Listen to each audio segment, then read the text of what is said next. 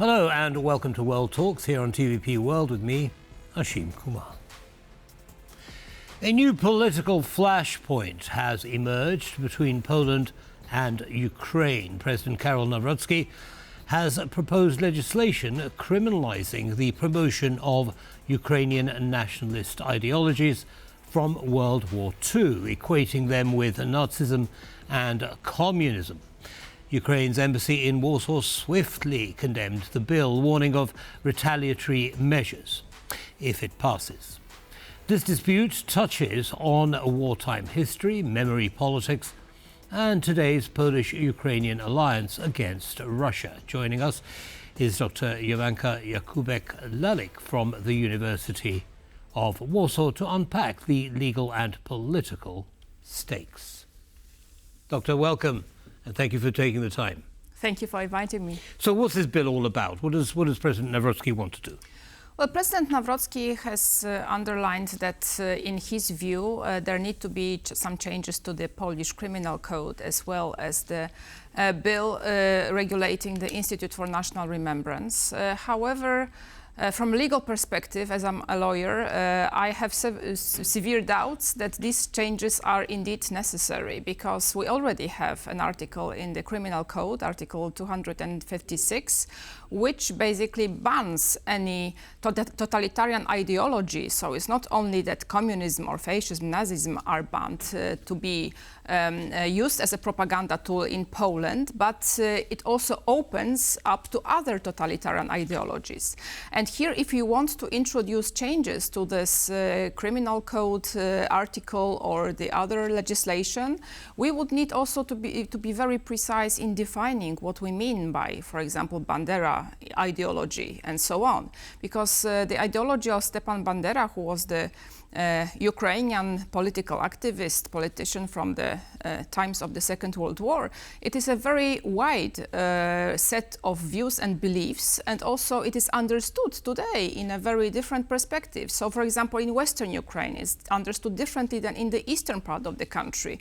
Also, Russian propaganda uses this term just to say that all Ukrainians are like Bandera propagandists and so on. So we need to be very careful in using this kind of terms. Okay, so he's trying to say, well, the president is trying to say, well, look, you know, there are Ukrainian, if you like, ideologies which we should be banning. And you're saying they're already banned if they're extreme. Is that correct? If they are extreme, if they are using to promote this kind of totalitarian ideologies, they are, of course, banned already in the Polish criminal code. So what do you think the president is trying to achieve with this then? Well, I think that the president is trying to say that he is not in agreement of promoting this kind of ideologies in Poland, which is quite understandable, because indeed Poland and Ukraine shares a very complex history.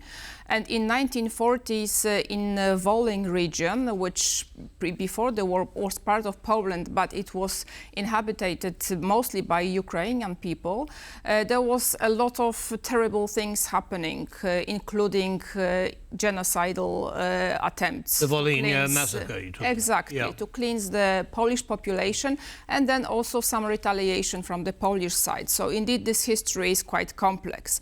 So President wants to underline that he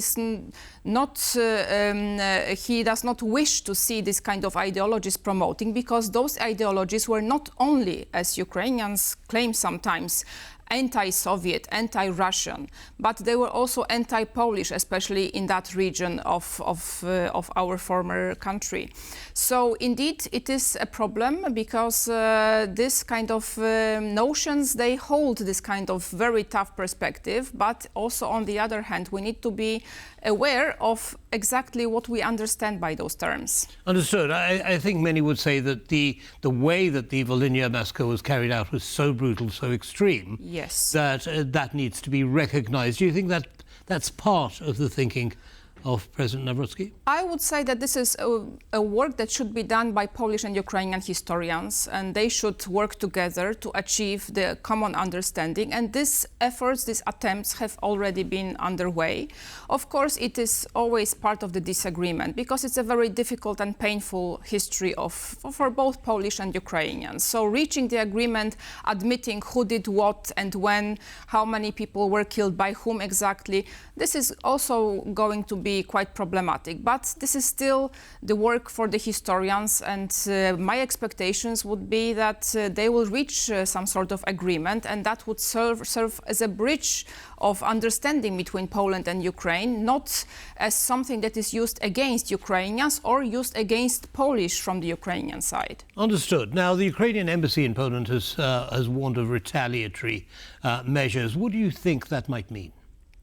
Well, I would say that, as I already explained, the history between Ukraine and Poland is very complex, and Polish side of telling the story underlines what Ukrainians did to Polish people. However, Ukrainians also have their perspective on these events, and some of the Polish troops are also accused of, for example, murdering Ukrainian villagers during the Second World War. So it is not a very easy black and white story. So there are not only victims on one side and perpetrators on the other. It's much more complex than that. This is why I still think that this is, first of all, the job of historians to work together to try to find the common understanding of those events. To bring some clarity to what actually happened, which, of course, so many years later is not always easy to do. Now, how do you, if we zoom out a little bit, how do you expect this situation to influence the Polish-Ukrainian attitude and working together, the cooperation, against Russia? Well, when we see President Nawrocki and his narrative when it comes to the Ukrainian-Polish relations, we can see that President Nawrocki has a different perspective than, for example, President Duda, so his predecessor. So indeed, he's much more skeptical, and when it comes to the relationships between Poland and Ukraine, he also says that he's not really willing to give any privileges to the Ukrainian people living in Poland. Most of them are refugees because of the war that is still happening on Ukrainian territory. So here I would expect that these diplomatic events will be much more challenging than they used to be in the past. But what is really necessary is to understand that there is some common ground, common understanding between Poland and Ukraine, and Poland and Ukraine shares security interests, share also the geopolitical perspective, and also there are a lot of things that are in common between those two countries. So it's very important to look at those side of the events, not only looking for the most, let's say, problematic aspects. Understood, but nonetheless, there is a fissure in, that is developing, a crack in the relationship between the two countries. Is this something that Russia could exploit to reduce Polish support? I think it's very much in Russia's favor to discover those kind of cracks between Poland and Ukraine. And of course, Russia is exploiting those kind of disagreements to a large extent. So in Russian propaganda, we can see a lot of attempts to underline what are the differences between Poles and Ukrainians. And also these difficult parts of Polish and Ukrainian history are exploited in Russian propaganda, underlining how we should actually hate each other instead of trying to cooperate with each other. So this indeed serves Russian interest, and we need to be very careful in also looking how those kind of events are exploited by the Russian side. Well, let's hope that the conflict as it exists is resolved quickly, and the two countries can move together in harmony in the near future. Doctor, thank you very much indeed for coming along and sharing your analysis with our audience. Have a good evening. You too, thank you. And that brings us to the end of this episode of World Talks. Don't go away, though. Lots more coming up. Goodbye.